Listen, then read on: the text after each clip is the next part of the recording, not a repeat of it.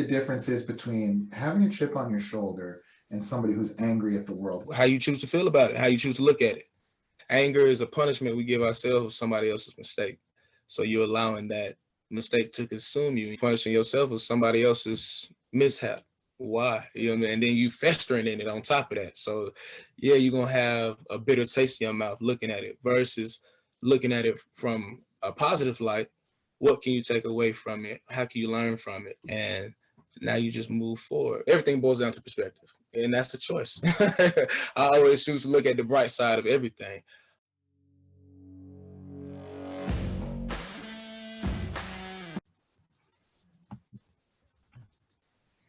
Welcome to the Spear and Clover podcast, the show where military mindset meets the spirit of the puppy. I'm your host, Jason Skisick, the entrepreneurial evangelist, and each week I bring you the stories of visionaries who see the world as it could be and can't help but take action.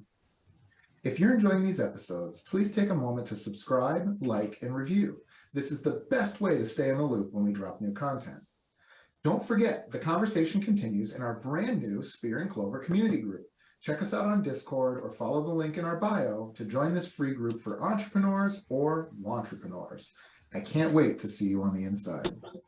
Hey, entrepreneurs, does any of this sound familiar? Have you hired only A players, purchased the latest fire plays from so-called gurus, consistently almost become an elite organization, only to have it result in talented employees regressing to mediocrity, tactical plays spiking performance and then fading away quickly, managers losing discipline and hunger and then either leaving or just coasting? Do you really think the difference between you and the industry-leading team is a hire or slick new marketing play? That's the same tired crap my Chicago Bears have shoved down my throat for over 30 years. Meanwhile, the Green Bay Packers have had 2 coaches in 50 years, they've had 2 quarterbacks in 20 years, and they're a contender every single year. Many leaders buy the best playbooks, they draft the best talent, and they hire the best coaches, and yet year after year they return without trophies.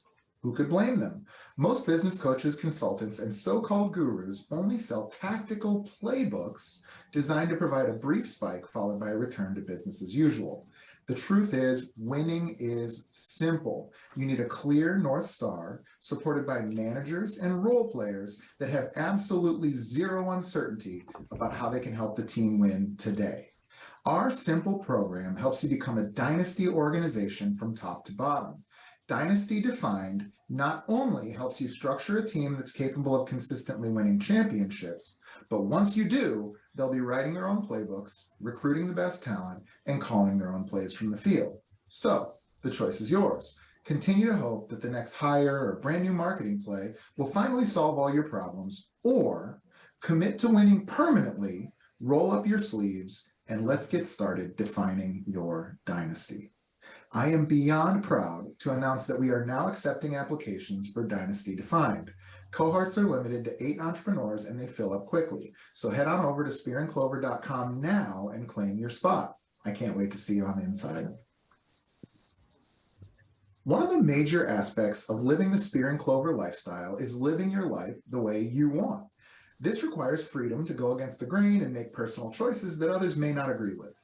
One implication of this is that others may not agree with your choices. They may result in them judging you or possibly even choosing not to do business with you. It typically does not result in them locking you up in a cage. Today's guest was not so lucky. Chancellor Jackson has lived through an unbelievable story and has come here today to share it with us. I'll leave it to him to do so. Please welcome my friend, Chancellor Jackson. Chance, how you doing, brother? Hey, what's going on, Jason? Blessings and balance to you. Blessings and balance to everyone that's tuning in right now. Shout out to y'all. Thank you, sir. So, Chance, your story is unbelievable. You've been on a ton of podcasts talking about it. You've written a book about it. I don't want to rob you the courtesy of telling it here live now. Why don't you kind of introduce us and my listeners to who you are, kind of where you're coming from, and tell us a little bit about what's going on. Yeah, so the name is Chancellor K. Jackson. I'm from Atlanta, Georgia, born and raised. I played football vast majority of my life. So your reference into what, you know what I'm saying, the Packers and I was like, okay, yeah, it's making sense, and that's facts too. So yeah, played football vast majority of my life. That definitely contributed to the overall development of me as an individual, you know what I'm saying, my character, my spirit, most importantly. I always was a natural born leader though. You know what I'm saying? That was something that was always naturally in me. Especially being a Sagittarius, that's just how we are. We definitely gonna take the forefront and do the best that we can at whatever it is. So I was always good at in school. School wasn't even hard. You know what I'm saying? If you was organized, that was just half the piece right there. Everything else is gonna fall into place. So academically was always excelled in. I always excelled in, and then football just sharpened me even more. Leadership skills, especially learning how to be a team player, making me more disciplined and teaching me work ethic and most importantly how to handle adversity. Adversity introduces a man to himself or a woman to herself. So that was pretty much my whole career when it came to football. It was just me facing adversity and having to overcome obstacles just because I was so late to the game. I started playing football until I was 13, wow. 8th grade. Most people have been playing since they was 4 or 5 years old. You know what I'm saying? So it was a lot of developmental aspects of the game physically, and then of course mentally, the whole mental aspect of the game. Learning organized football. It took me about a year to catch up to speed, but once I caught up to speed, now I was just working my way up the ladder, freshman to JV, and then trying to get on varsity my junior year. Now, coaches not seeing it fit for me to play varsity at the time. So, of course, I ain't take it well, but I had, you know what I'm saying, 2 options. I can throw in the towel or keep going. You know what I'm saying? So I chose to keep going and just kept grinding and worked my way up the ladders and was able to earn a starting role on the varsity unit towards the end of the season. And then, of course, my senior year, played that entire year on varsity. But then I was back at a crossroad as far as wanting to pursue college football because that was a dream of mine of doing ever since I started playing. So here I am into my senior year. I ain't got nothing going, no offers, no interest. Nobody knows who I am. It wasn't like our coaches was putting in the work to push us either. So if you wasn't doing it yourself, man, it wasn't gonna happen for you. So I took it upon myself to reach out to schools. So I'm emailing, DMing on Facebook, DMing on Twitter, you know what I'm saying? Any forms of contact, you know what I'm saying, you hearing from me. And I already had like a whole template already rewritten. So all I'm doing is just copy and paste and send it, copy, paste, send, copy, paste, send. So I was just doing this every day. And ended up applying to Stetson, got into that university and got a bunch of academic scholarships. So I hit up the coach like, hey, bro, I just got accepted to the school. I got academic scholarships. I'm coming down there for a little academic visit that's going to give me even more scholarship money. I'd love to meet with y'all. Here go my friend. And I went to their football camp going into my senior year. So the coach remembered me.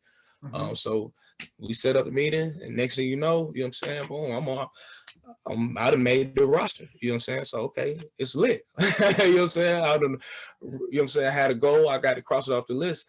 And it's at the level I wanted to do it at, D1. So it's like, oh, yeah, this is a blessing. You know what I'm saying? But, hey, bro, you made this thing happen. It wouldn't have been if it wasn't, you know what I'm saying, if you ain't strive for it to be. But it's cool. I got my foot in the door, but the grind's just now starting though. Grind's just now starting. You know what I'm saying? Everybody good. And most of all these cats was recruited here. You know what I'm saying? You pretty much was a walk-on essentially. So you got to work. You got it, man. All right, yeah. But hope you lace your boots up, boy, because it's time to go to work. And that's exactly what I did.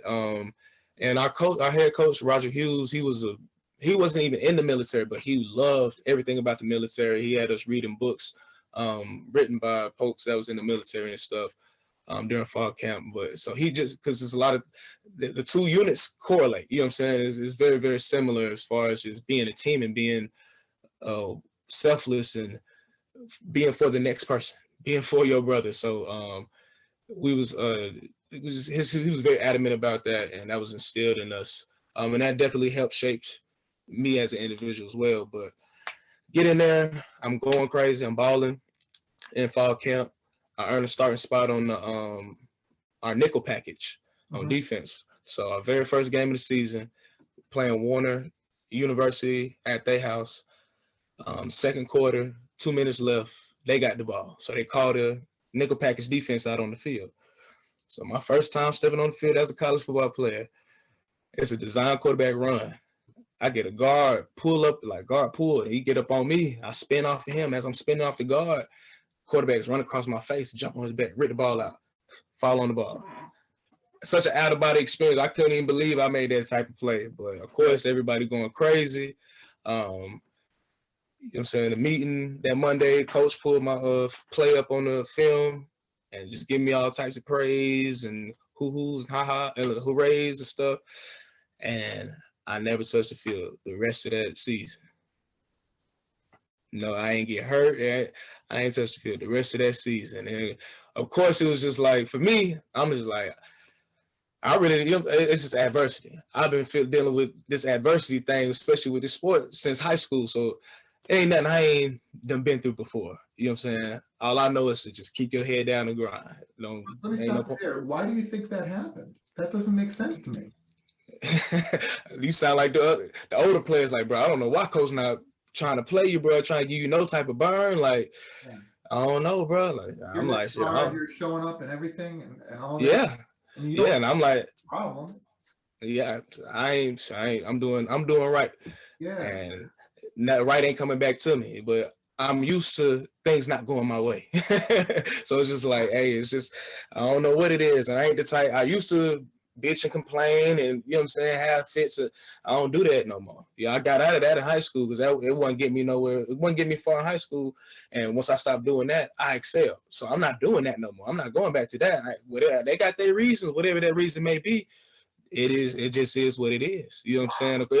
It's still, you know what I'm saying? Still, it affected me for sure, but I'm like, shit, it is what it is. So sophomore year, playing mainly special teams. I didn't really get to start at my position until my junior year, and it was it was really only out of necessity. But I locked down my entire side of the field. Anytime I step on the field, I do what I need to do. I handle my business. But it wasn't until my senior year. That's when I was, just like in high school, I was finally able to play, you know what I'm saying, the whole season, you know what I'm saying, at my position. And I had a, you know what I'm saying, straight senior year, just like I had a straight senior year in high school. So once football came to the end, I knew like freshman, sophomore year of college, I'm like, NFL is not, NFL is, that shit is dead. Like, for real, bro. I'm like, I've been having to face adversity my entire career. And now we talking about the top level when it's strictly business. Oh, yeah, it's quiet. So once football came to the end, I'm like, hey, this is something you always wanted to do, and you did it. You did it. And there's a lot of people that had the same dream, that had these same aspirations, and weren't even remotely close to achieving, or was in the position to, but just ain't finished. So, you know what I'm saying? That's something to hold your head up high. You know what I'm saying? About, because like, this is something you truly wanted to do, bro, and you did it at the level you wanted to do it at. So now that chapter is closed, the real journey is finna begin. Who are you? Yeah, that's beautiful, man. But I have a question for you, because this is something that I've thought about a little bit. It sounds to me, first of all, you've made it happen for yourself, obviously. Anybody listening can. But it sounds to me like you have a little bit of a chip on your shoulder, which I do too. But what do you think the difference is between having a chip on your shoulder and somebody who's angry at the world? Because I don't hear anger in you. What do you think the difference is? Just how you choose to feel about it, how you choose to look at it. You know what I'm saying? You can look at anger as a punishment we give ourselves for somebody else's mistake. So you're allowing that mistake to consume you, and you're. Say that again. Anger is a punishment we give ourselves for somebody else's mistake. That's really good. So it's like, you know what I'm saying, you punishing yourself for somebody else's mishap. Why? You know what I mean? And then you festering in it on top of that. So yeah, you're gonna have a bitter taste in your mouth looking at it, versus looking at it from a positive light. What can you take away from it? How can you learn from it? And now you just move forward. You're going to have a different, it's all about perspective. Everything boils down to perspective. And that's the choice. I always choose to look at the bright side of everything. So Yeah, I was just What happens if you don't make it into college football? Like, what was the alternative for you? it wasn't no plan B. Sometimes there ain't no point in having a plan B because it takes away from plan A. Yeah. So, but if I didn't, man, ain't no telling. Ain't no telling. Probably wouldn't. I only wanted to go to college just to play college football. Like, I mean, when I went on that academic visit, they said, "What do you want to major in?" I said, "What are you talking about?" Football. I'm serious. I'm like, "What are you talking about?" They like, "What do you want to study?" I'm like, "Oh, shit." I was just looking at I got all the majors on the wall. I'm just looking at the wall. Communication. I'll take that. I'll just go with that. You know what I'm saying? I'm here to play ball. I don't know what you're talking about. So that's just what I wanted to do, and I did it. And now it's like, shit, bro, what's next now? Who are you? You've identified as a student athlete and as a football player you've embodied a student athlete and football player for so long, and now that's no longer the case. Now you have to redefine yourself and just refine yourself all over again. You know what I'm saying? What do you like to do, bro? What do you even like to do? You know what I'm saying? What do you aspire to be? What do you want out of life? What's your purpose? So where do you know what I'm saying? Shit, I'm like, I don't even know I don't know. I couldn't answer any of these questions, but I know I got to start somewhere. So, I know I got a lot of skill sets, and a great work ethic. I don't have any experience, but with these other traits I got, man, just show me the ropes and I go crazy. So I'm like, I'm just gonna start applying for jobs, and that's exactly what I did. I just started applying for mainly corporate positions, sales, marketing, management. You know what I'm saying? That whole nine. And I'm landing interviews. I'm talking about getting flown out, put up hotels, the whole nine, but could not seem to land a position. And I did this for like 8 months. This whole process, landing interviews, getting told no. Landing interviews, getting told no. You know what I'm saying? I done graduated. I'm back home. I'm like, bro, I didn't do everything, quote unquote, the textbook way, bro. For me, this had a short end of the stick, but quitting is not an option. If I quit, I'd never be shit. So I got to keep going. Something going to shake. Something going to come. Everybody keep telling you no, it's for a reason. You know what I'm saying? Something better is out there. Just got to keep going, keep searching. And I just brought him. I stopped searching. I stopped looking. I stopped applying for corporate. I'm like, corporate ain't for you, bro. Clearly, university level, you know that. Save yourself that headache. Try to find something else. And I was just like, what are you good at doing, bro? You good at working with people, talking to people. So social work, I guess. I just typed in social work in the search engine. I just hit enter. I'm on LinkedIn, just hit enter. I'm going through the filters. And for some reason, they had this filter back then. I have yet to see it now whenever I job search recently on LinkedIn. But it was a button on the filter that said international. I was like, damn, why haven't I thought to look outside the U.S. for opportunities? Yeah. Let me see what's going on. Just going through the list, teach English in China to children. Oh, damn, but that sounds lit. That sounds like a vibe in China. I've always been interested in China. Yeah. Reading the description, I'm like, okay, yeah, I feel like I can do this. That's how I was applying for every job. I read the description, I feel like I can do it, I'm applying for it. I feel like I can do this. What's the requirements? Bachelor's degree, no matter what your degree is in.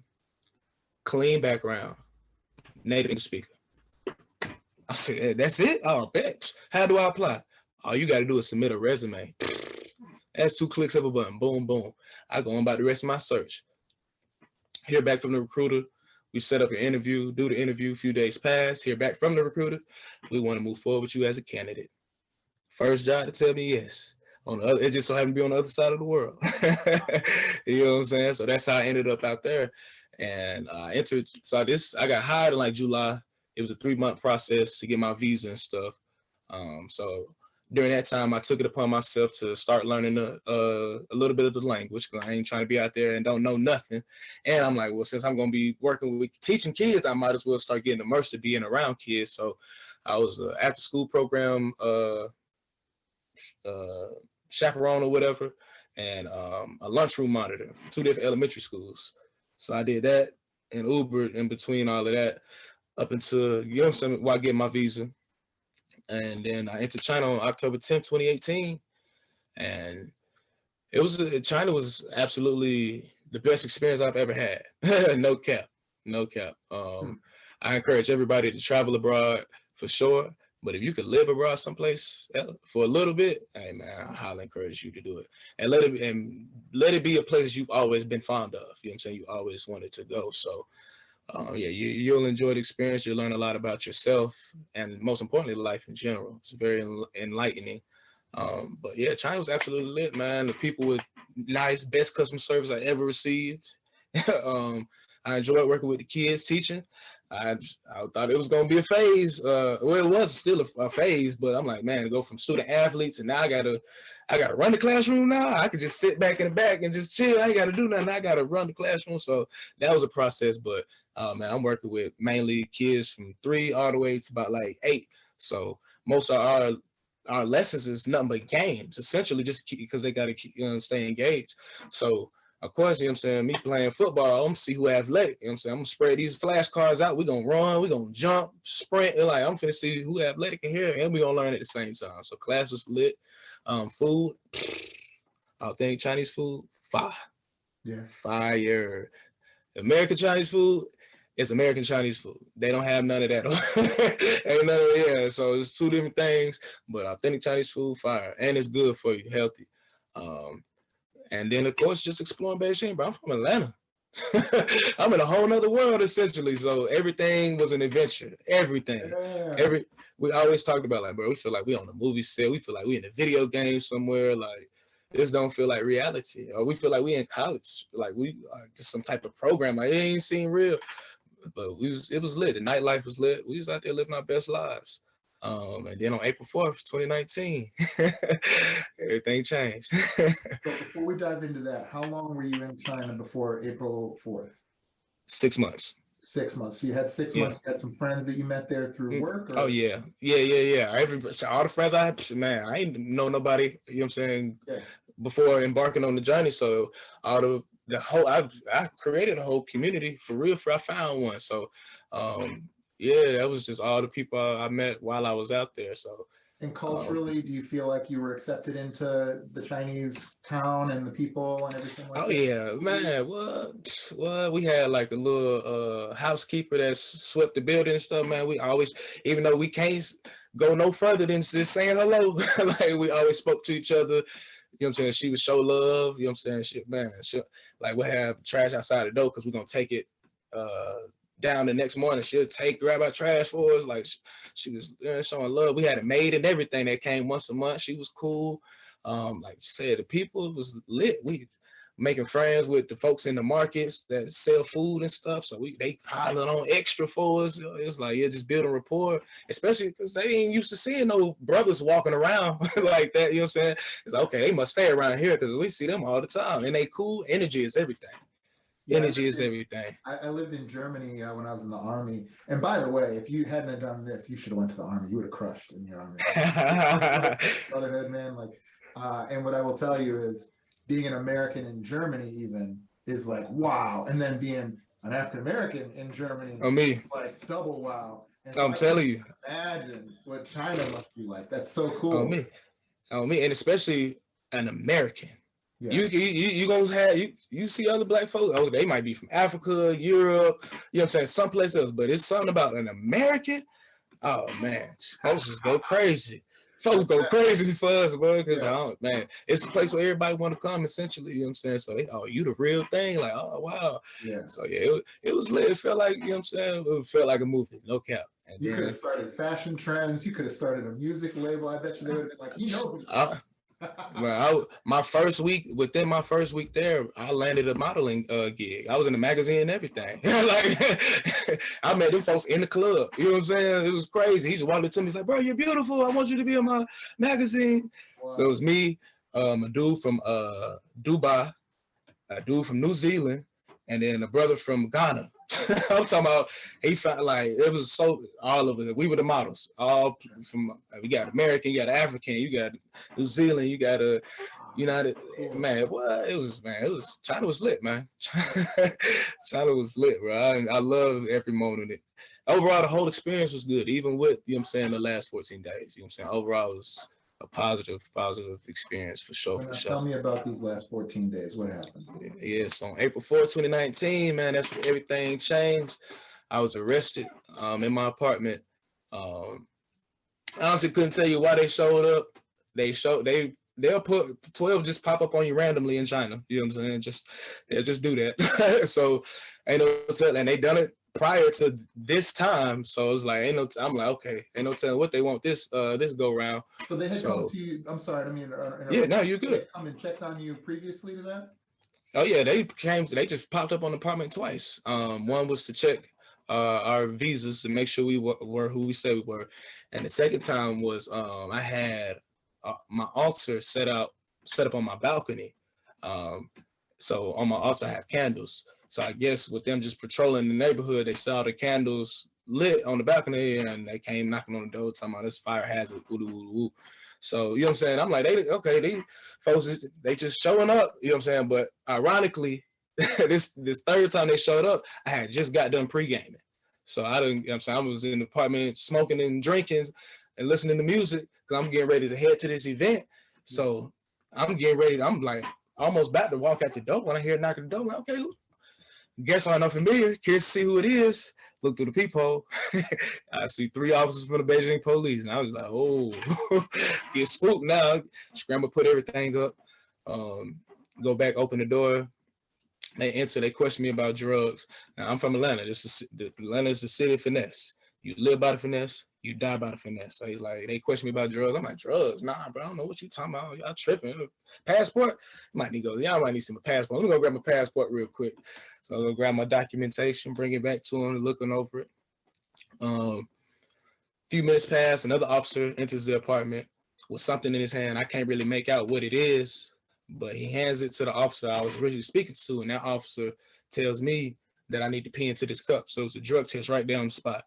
I was like, oh yeah, it's over with. I'm like, it's over with. So do the drug test, fail the drug test, of course. And by this time, it's like 8 officers in the apartment. One of them speaks English fluently, and he's sitting here interrogating me about failing the drug test, if I had any more weed, who I get the weed from, when was the last time I smoked, blah, blah, blah, blah. So like I said, I'm from Atlanta, the city of finesse. You live by the finesse, you die by the finesse. So me and Cuz just going back and forth. I'm just shooting the shit with him, essentially. Everything he asking, first thing that comes to my mind, I'm just blurting out. And mind you, I'm still high as everything is going on. You know what I'm saying? It's the fog of war right now. The moment's too big. You know what I'm saying? Pissing down my leg a little bit, but still trying to keep my composure. So I'm just blurting out with it. First thing that comes to my mind, like, and then it got to the point where he realized I wasn't going to give him any information he could work with. So that's when he just made it clear that they knew I had more on me. And that, you know what I'm saying, I was just caught red-handed. And like, once he made it obvious, I'm like, for sure, just flood of chills going through my body, like, damn, I died by the finesse. All right, it's all good. I'll live the finesse another day. Now I got to hold myself accountable. Yeah. So I fess up to it. Want me to show him the stash, get up to show him the stash, but once I get there, everything's on display. So they been found it. They was just trying to see if I was going to give them any extra information. So they confiscate everything, throw the cuffs on me, escort me out the building, and walk me to the van, sit me down in the back of it. 2 officers get in the front, and now we riding. I don't know where we going next. And next thing we know, we arrive at the police station that's around the corner. So we get out, walk me into, it's like the typical scene in any movie or TV show, and they bring in a new arrest. You got I'm handcuffed. You got the officers on desk duty. It's that typical scene, but the Chinese version. So keep that in mind. Yeah. So they set me down in one of the chairs. Of course, all eyes on me. You know what I'm saying? And I'm just sitting there, I'm still high as Orion. I'm just reflecting like, bro, I can't believe this is happening, but it is happening. I'm kidding. Like, I know I'm going to be good. I know I'm going to be good. I don't know what the hell finna happen though. I don't know how this finna play out. Yeah. Nobody knows this is happening. And these folks ain't explaining nothing to me. And it ain't like I can sit here and have a full elaborate conversation with these folks anyway. Plus, just for my culture, we not supposed to talk to the police. So I ain't got nothing to say unless they directly speaking to me. So it ain't no form of communication. But I'm like, I know I'm gonna learn as I go. I said, take note of every minor detail because it's gonna be a great story to tell once you're out of this predicament. And most importantly, enjoy this high one last time because we don't know what the hell finna happen to us, boy. Oh, me. So about 20, 30 minutes pass, they come get me, and we get back in the van. I'm like, bro, I don't know what's going on now. I don't know where we going. So we riding, 30 minutes pass. But we had another jail, little, you know what I'm saying, little police station. Um, this one's a little bit bigger, and they have holding cells, so they change my clothes and throw me in a holding cell with about 8 other Chinese men. And then I'm just sitting there, just reflecting, um, peeping at the surroundings. You know what I'm saying? Of course, all eyes on me, as usual. Mhm. And then they come get me shortly afterwards, and then they take me to the basement of the precinct. And we, you know what I'm saying, in this white hall, and then we enter this room, and in this room is a chair that's all metal. It looked like an electric chair, but it's all metal. So they walk up to the chair and open it up, and they just looking at me, and I'm looking at them, like, y'all really want me to sit my ass down in this type of chair? And they looking at me like, hell yeah. So I sat my ass down. You know what I'm saying? Lock my shins, thighs, waist, chest, arms, all in one place. The only part of my body I could move is my head, like this here. And then 2 officers entered the room. He was like, okay, officer, my name's Officer Wayne. I'll be conducting your interrogation. So he did the interrogation while the other officer was transcribing the whole thing. But by this time I had plenty, it was plenty, that gave me plenty of time to give him a good story to, or at least come up with a story to finesse them with. So gave him my story. The other officer brings the transcription to me to read it. Mind you, everything's written in Mandarin, so I don't know what this thing say. They tell me to sign it, I sign it, thumbprint it, and they release me from the chair. So take me back upstairs, do mugshot, handprint, and then they throw me back in the holding cell. Now I'm just in there, just reflecting, wondering if they bought the statement or not, thinking about what I could have said better, thinking about the scenario earlier today, how I could have played that situation out better. I'm like, man, I could have did this, I could have did this. I'm like, regardless of whichever way I would have done it, if I had the weed on me or not, was able to get rid of it or not, me failing that drug test, I was still gonna get locked up. So either way, I was still gonna be in this position. I was damned if I did or if I didn't. So it's just like, just running through. Just, I ain't panicking or, you know, tripping or nothing. I'm just reflecting on it, like damn, I could do this to them. Living, you learn type of shit. So hours pass. I'm talking about, my high is finally coming down. I'm finally coming down from the high, sun setting, until it's just complete still darkness. I'm fading in and out of consciousness. Yet I'm still handcuffed, so trying to just find a comfortable position to try to catch some Z's in. And then they finally come get me from the cell, walk me to the lobby, bring me my basket of clothes, tell me to get dressed. I'm like, yes, sir, let's go. Let's go. See, this will happen. You be compliant, energy good, you know what I'm saying? Good things happen. So I'll get dressed. I'm waiting for the next set of orders. All right, they said they had me follow them through the door that's behind the front desk. So we entered through the door, and now we're in the hallway. At the end of the hallway, there's a small room crowded with officers. So I'm just following the CO to the room, and as I enter the room, I can only assume that this is some form of evidence room, because evidence bags everywhere, no form of organization or structure at all. It's just clutter, honestly. And in front of me is a table. On the center of the table is everything that's confiscated from my apartment. So the officer takes the weed and weighs it up right in front of me. Now, this is an interesting phase of the book because, one, as a reader, you're curious to know how much does he actually have on him? And then two, with me not receiving any information up to this point, and it's going to be like that for the rest of the story, you don't receive no information of how this thing going to play out.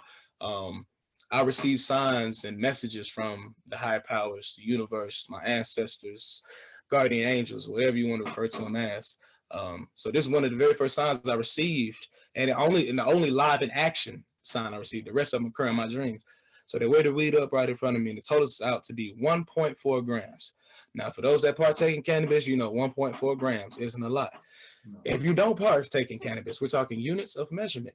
1.4 grams of anything isn't a lot.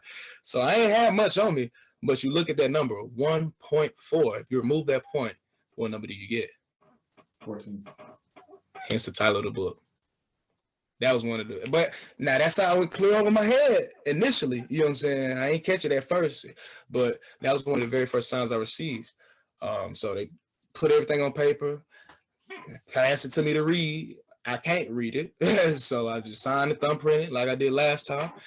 And now we get back in the van. It's about 1 o'clock in the morning. I'm like, okay, I'm in custody all day.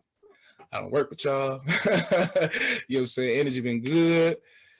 I'm like, ain't no way they ain't taking me home by now. So we riding. About 40 minutes pass, and we arrive at a facility detailed with tall walls and barbed wire. I just dropped my head. Like, well, boy, we just getting started. So we enter the facility, go to the nurse's office, do a quick physical, and then take me, change my clothes, give me my official uniform, put the rest of my stuff up. And then they gave me a plastic bowl and a plastic spoon, take me upstairs to the second floor. We get to cell 209, and the CO opens the door. Mine's just like 4 o'clock in the morning. So opens the door, instantly my psyche is thrown at what I see. Immediately I see our beds, which are numbered wooden planks, and a huddle of bodies sleeping on them. In the book, I describe it as a slumber party. It looks like a slumber party. Like back in the day when we was kids, or probably in the military, where y'all just gotta make room. That's how it looked. You know what I'm saying? I'm like, okay. But across from the slumber party are 2 inmates, wide awake, staying up against the wall, watching them sleep. So, of course, with these being the only individuals up, we make eye contact. Now, the last thing they expected was this brother with locks coming walking through the door. Last thing I expected to see 2 Chinese motherfuckers watching other Chinese motherfuckers sleep. So we just looking at each other crazy like, boy, what's going on here, boy? Yes. So I step foot into the cell. I do a head count. Including me, is 15 of us in this cell. I count the beds, 9 in total. I'm like, well, that explains why it looks like a slumber party. How big is the cell? Cell, I say, it's a big rectangle. You know what I'm saying? I say, I say about, man, it's a big rectangle. It ain't like this humongous cell. The ceilings is pretty high. That's about it. That's the biggest part of the cell. But man, from where the chair I'm sitting in this door, I say about, in football terms, maybe 10 to 15 yards is the back of the cell. Okay. Maybe about 20, close to 20. Right now, not even 20. I say about 1 yard line to about 10 yards, 10 to 15 yards. That's the length of the cell. Yeah, length of the cell. And now width, I say probably about the same. You know what I'm saying? But the wooden bunks are huge. Like these things take up vast majority of the cell. So I'm standing in the doorway right here. I got a little walking room, and that's where the bunks begin. And then it's like an L for the alleyway, the walkway. It's a little alleyway to the back of the cell, and then it's an alleyway to just like it's still in the front, but to the side wall right here. But that's where the beds start and go all the way to the back. So 9 beds in total. To the left of me is a bathroom. It's its own separate room, but all the walls are made of glass. So you got a regular sink in there. The toilet is a squat toilet, so that's a hole in the ground. You got to squat over pretty much. And then the shower window, but the water hose with a shower head duct tape to it. You got black mold coating the walls, gnats and insects and shit flying around. So it's not the most sanitary place, to say the least. TV in the cells mounted up again, right above the door. And there's a window in the back of the cell that's mounted up pretty high. So even if you stand on the bunks, depending on how tall you is, only the top of your chest, you know what I'm saying, your torso will look over it. So I approached the slumber party trying to find a spot to lay down. And one of the inmates that's taking watch wakes 2 people up to make room for me, and they do.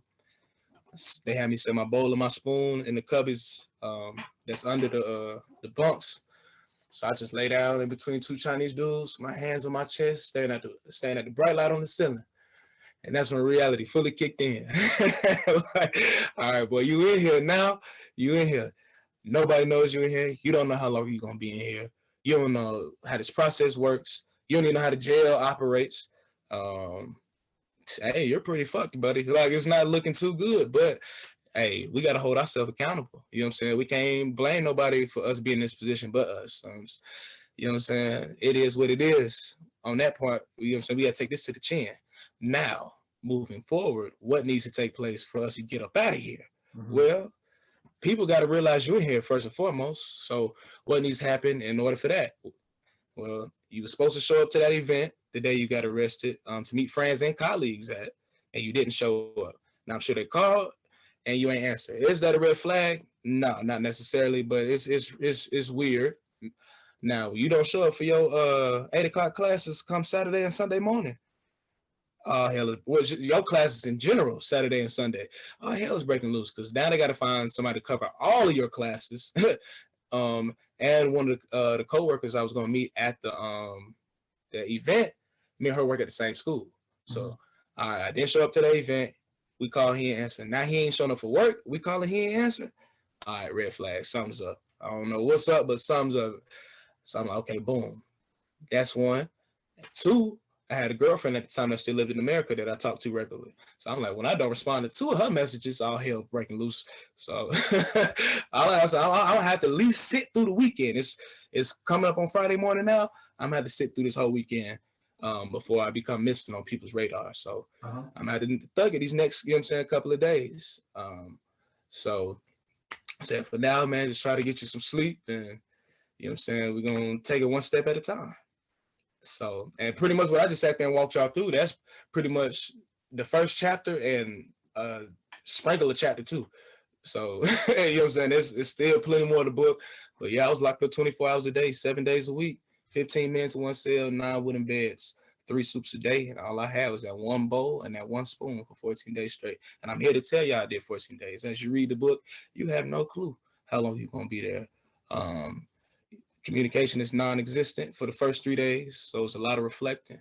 And then on the 4th day, I moved to a new cell, so I can, and I'm with 2 other English speakers, 2 foreigners in that cell. So now I can have somebody to communicate with. So now it's all right, misery loves company. It's a little bit better, but I still don't know how long I'm going to be here. I can learn how the jail operates and how this process works, but how long will I be here? I don't know. But ironically enough, everybody else knows their information to the fullest detail.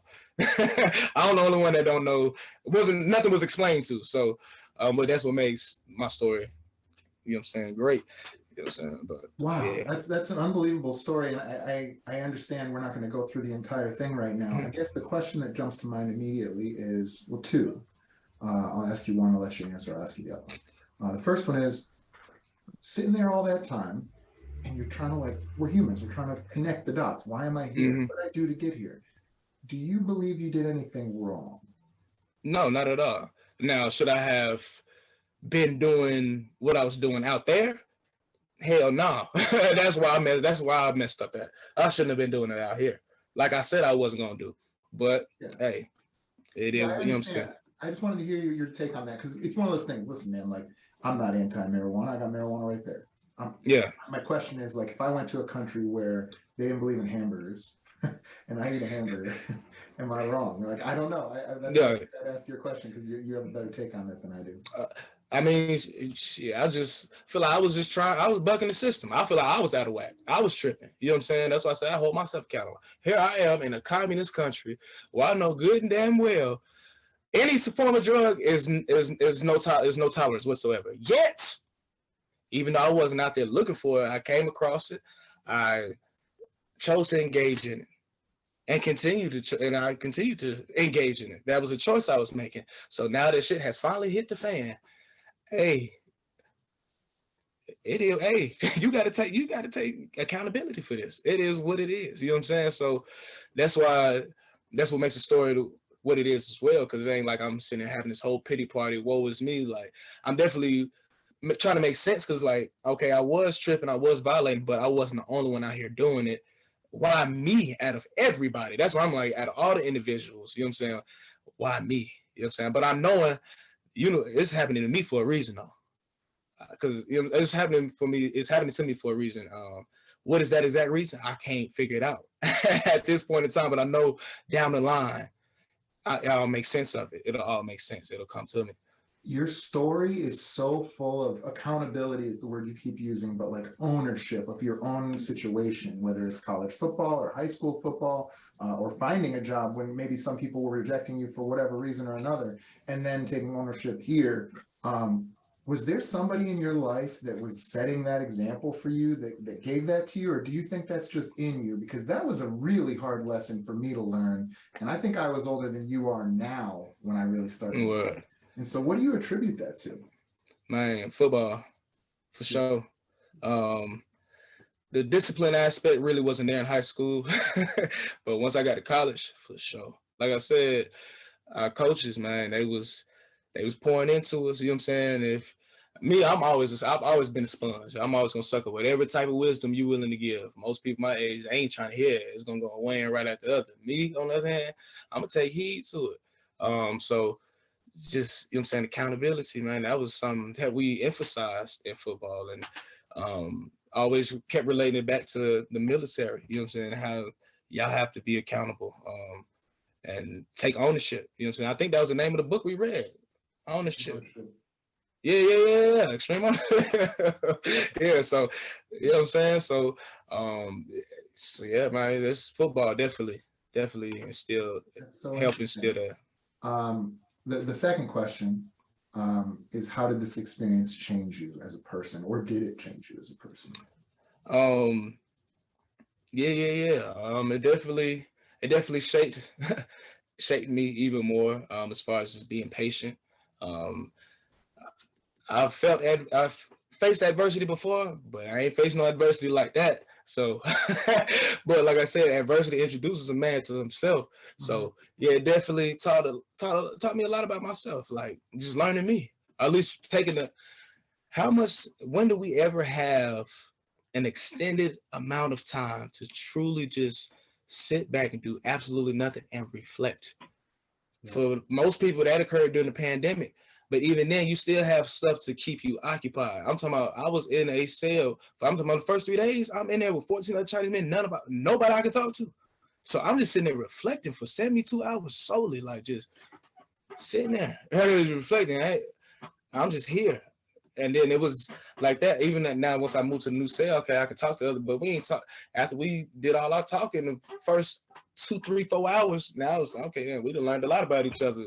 Now it's moments of silence. Now I'm still in there just reflecting, having to, you know what I'm saying, still deal with my own mental, you know what I'm saying, while going through all of that. So you just learn a lot about yourself, and we don't ever get no opportunity to have that extended period of time, to have just that time to yourself. We got too much going on in our everyday lives to be really worried about that. You know what I'm saying? You got to go to work, you got to pay bills, you got a wife, kids, all, you know what I'm saying? You got a bunch of other shit distracting you, taken away from that. So I was just able to receive an opportunity to, and it definitely shaped me for sure. And I knew while I was in there, I was like, okay, I know I'm gonna do something with the story. I don't know what. I know I need to link up with this partner when I get out of here, because I just feel in my spirit they're gonna just point me in the right direction of what I need to be doing. You know what I'm saying? As far as what's gonna be next. And lo and behold, I was kicking it with cuz, and that was the same person like, hey, bro, I think you should write a book about the experience. I'm just like, like, boy, that's a good ass idea. I don't even know where to start, but that's a great idea. That communication degree coming in. I'm telling you, man, universe, man, it's full circle, man. This thing, So this let's world talk living. about that then. So here you are, you get back to the States. And the thing about it is this is a big event for you, but everybody else is going on through their life, right? So it's not like you're coming home, there's a parade, nobody's going, here's $100,000 a year job. Yeah, Now you come home and you're probably broke, right? man, Close. And so back against the wall. what gives you the spine to, I mean, obviously we can hear the through line, but walk me through how you turned this around and have changed it into what I can only describe it not just a career, but like an impactful legacy to people that are behind you learning from it. Man, like you said, man, I came back home, money still in China, back against the wall. The girlfriend I had found out she done left me. So I'm like, bro, I'm just down bad. For real, for real. I'm down bad, man. And it was a rough month.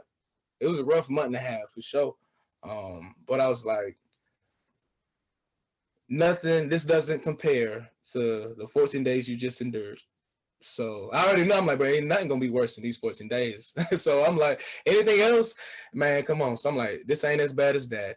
So that's something to be positive, you know what I'm saying, be positive about. You've been down before. With that being said, And this is pretty much the same boat you was in when football came to the end. Like, all right, now what's next? What we finna do? You know what I'm saying? Mhm. All right. But the difference is, before we ain't had no experience in anything. Now, but you got experience doing something, teaching, but on the other side of the world, that's gonna open up doors. So let's keep utilizing this. You know what I'm saying? Just have some, you know what I'm saying, going for right now. So I was teaching online for the time being, teaching English online. So I was doing that for a little bit.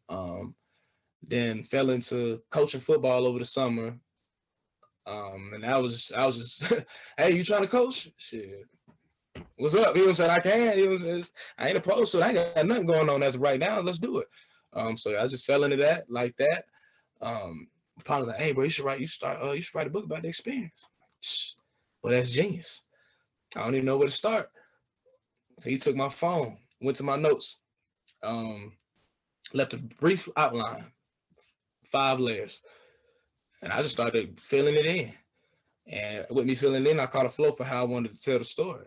Mm-hmm. So I moved it from my notes to my phone to Google Docs so I could type it on the computer.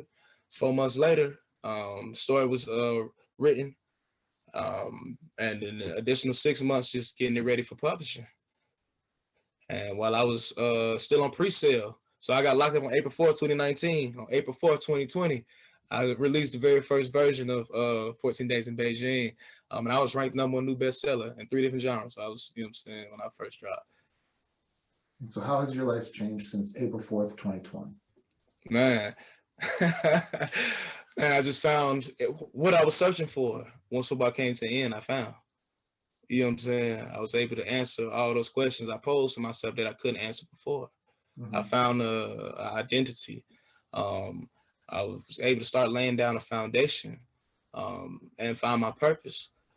So it was just liberating from that aspect. And of course, just, man, this is something I just created and then put out into the universe, and to see it doing what it's doing, that's just, man, that is crazy. Yeah. Not too many people will get to experience anything like this. You know what I'm saying? To create something and put it out to the world and it goes #1, or at least it succeeds very well. Man, that don't happen often. So it's just like, I was definitely just in the moment. And I just knew I had to I was still hungry. I got to keep my foot on the gas, boy. So I'm just reaching out to folks, trying to continue to push the book, marketing, doing interviews, reading out to influencers to do reviews on the book, post it on their pages. I bought billboards. I'm, you know what I'm saying, doing skits with other Instagram influencers. I'm going crazy. No cap. I was going crazy. And I originally released the book as a series of short stories.